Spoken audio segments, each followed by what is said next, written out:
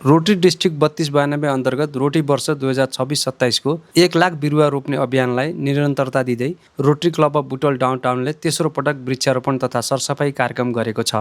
स्वर्गीय गोपालराज भण्डारीको स्मृतिमा पर्यटकीय हिलपार्क स्थित क्लबको सचिवालय परिसरमा निर्माण गरिएको रोटरी गार्डनमा वृक्षारोपण, गोडमेल तथा सरसफाई कार्यक्रम गरिएको हो। कार्यक्रममा क्लबका अध्यक्ष धर्मराज गेवालीले वातावरण संरक्षण अहिलेको महत्त्वपूर्ण र जल्दोबल्दो विषय भएको भन्दै रोटरीबाट थालिएको अभियानलाई क्लबबाट प्राथमिकतामा राखेर कार्यक्रम सञ्चालन गरिएको बताए। सोही अभियान अन्तर्गत लगातार तेस्रो हप्ता वृक्षारोपण तथा सरसफाई गरिएको छ।